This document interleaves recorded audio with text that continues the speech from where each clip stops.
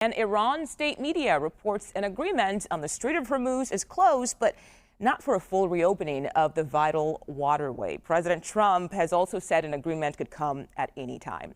I'm joined now by CBS News national security analyst Aaron MacLean. Aaron, thank you so much for your time today. We know you're also the host of the School of War podcast. So talk to us more about this. What do these latest developments ultimately mean in this point during this war?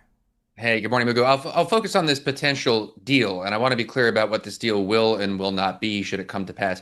It will not be some kind of final settlement Iran deal between the United States and Iran. In fact, there may be only highly limited elements between the United States and Iran as part of this deal at all. This is primarily a negotiation between Iran and other Gulf states, principally Oman, about the management of the Strait of Hormuz. And here's the big problem. None of the iterations of this potential deal that we are hearing about, the different versions that get passed back and forth between the negotiating parties, not the United States, seem to involve a return of the strait to its pre-war status as an open waterway. All of the versions seem to involve Iran maintaining some control. The administration here in Washington has said that's unacceptable. So how that circle gets squared, how the United States signs off on something like that, and this administration is able to move on, is a bit mysterious to me. So we'll see what happens here in the coming days. Yeah, so many questions on this one. It just seems like it's not going to end anytime soon. And we're still not even talking about the nuclear weapons, which started this war supposedly in the first place. Okay, so Aaron, the Trump administration has said regime change in Iran is one of the goals of this war. Now, Texas Senator Ted Cruz is urging the president to take a new approach to actually achieve that goal. I know you spoke to the senator on your School of War podcast, and what did he tell you?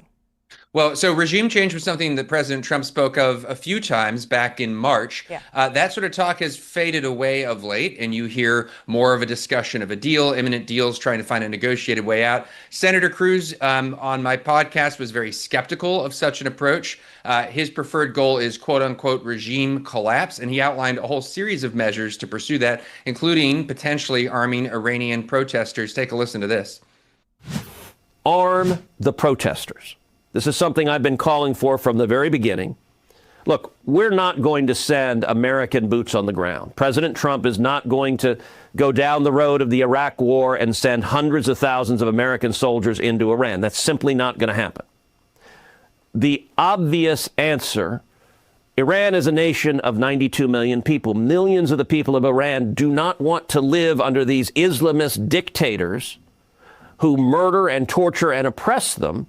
We saw at the beginning of this conflict, heroic protesters stand up, and the regime killed somewhere between 10,000 and 40,000 of them. It is not fair to expect an Iranian citizen to fight with rocks against soldiers with machine guns. That's not a fair fight. So you see that even while the administration is pursuing more of a diplomatic track, at least this week, there are still some pretty outspoken voices in Washington calling for a much harder line with the regime in Iran. Yeah, certainly seems that way. Aaron MacLean, thank you so much for your insights today. We appreciate it. Thank you.